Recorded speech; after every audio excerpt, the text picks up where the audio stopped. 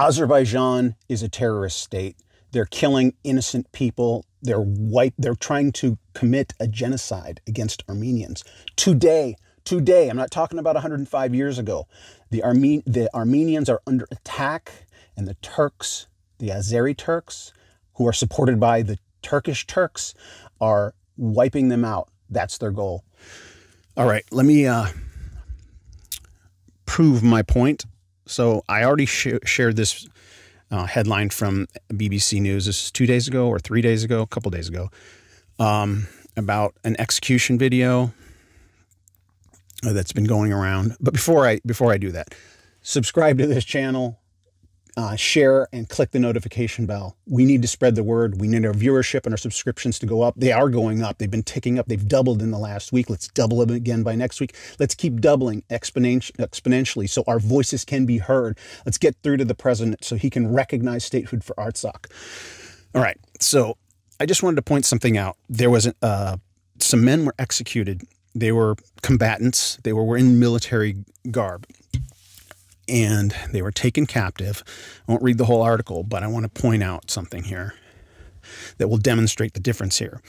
So, Armenian authorities have identified the men, these are the men who were taken captive, as Benik Hakobian, 73, and 25-year-old Yuri Adamian, Azerbaijan. Azerbaijan has dismissed the videos as fake. And they're being analyzed, and I've worked as a professional video editor, so I see lots of video. I know what's fake and what's not. I can tell. Everything about this rings true. They've done the satellite photography to compare the locations in the video. These two guys are walking along, and so they are bringing it up. It's current. It's not. Most of the faked videos are like, let's find these guys killed, and that say that this is the good guys killing the bad guys, but it's some other conflict from some other time period. And so the experts have analyzed this video, and it is coming out looking like these two men were shot in the head right here on this spot, between the dates of October 9th and October 15th. These are, so you may say, oh, well, they're combatants, they're in a war, and so they should expect to be killed. Well, those are war crimes. You don't kill prisoners of war. You don't kill prisoners of war unless you're a barbarian, unless you're a terrorist.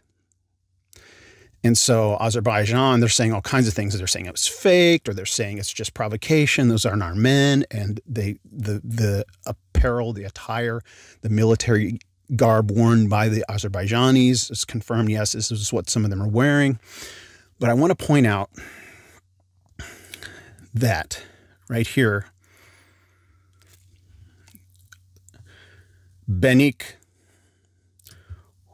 Hakobian, 73. That's not a typo. 37. No. Benik Hakobian, 73. How could this be a terrorist fighter Armenian? You know what happens when you are called on to defend your home, where you've raised your children and your grandchildren, where you've lived peacefully for decades? Every able-bodied man is called upon. He was probably working in a coffee shop or in his little workshop 2 months ago, living peacefully, watching his grandchildren play on the playground, and then bombs start falling on his city, on his region, and innocent people start dying. It's a call to arms. Every able-bodied man, a 73-year-old man, answers the call. I've been researching the Armenian genocide, and this is exactly what was happening. Exactly what was happening. They're so outnumbered and so overwhelmed by an enemy horde that every able-bodied man, and I would imagine some women and children as well, taking up arms to defend themselves. All right? Azerbaijan is doing more than just killing prisoners of war. They are using illegal weaponry, and this is from Human Rights Watch. Azerbaijan cluster munitions used in Nagorno-Karabakh. Azerbaijan has repeatedly used widely banned cluster munitions in residential areas in Nagorno-Karabakh, Human Rights Watch said today. What's the date on this? This was yesterday. This was 3 days ago, October 23rd.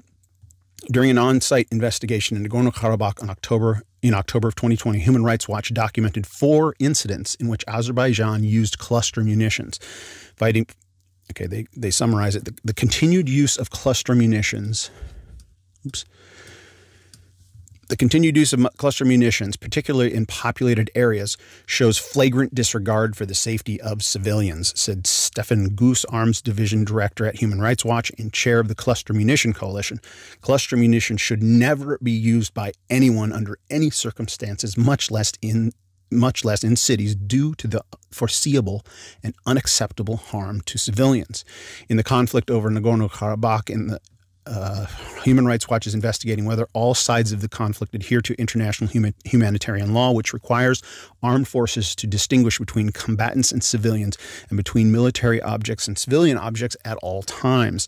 As such, indiscriminate attacks are prohibited, including attacks which employ a method or means of combat which cannot be directed at specific legitimate military target.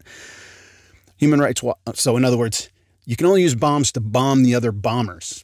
Right? Take out their guns, take out their artillery, take out their arsenals, but don't bomb cities and civilians. And so the Armenian genocide and the Jewish Holocaust and what's going on in certain parts of a communist dictatorship today that has 1.4 billion people in it or whatever, there's a genocide happening today. And this is the hallmarks of the beginning of another genocide. This is disregard for civilians under the guise of, oh, this is our property. We're just trying to cleanse the land. That's the terminology being used.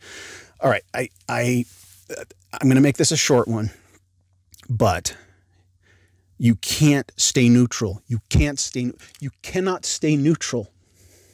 If you are a Christian sitting back and, I don't know, watching the election, watching the debates, trying to pick a side, in this conflict, you cannot stay neutral. The President of the United States, who is currently Donald J. Trump, needs to recognize sovereignty for Artsakh. That's the only solution to this. Short of putting boots on the ground in an all-out war, recognize sovereignty for Artsakh, statehood for the nation of Artsakh. That's the only thing that will stop this. If Azerbaijan and Turkey realize the United States is siding with a small democratic population of Christians, they'll think twice. Subscribe.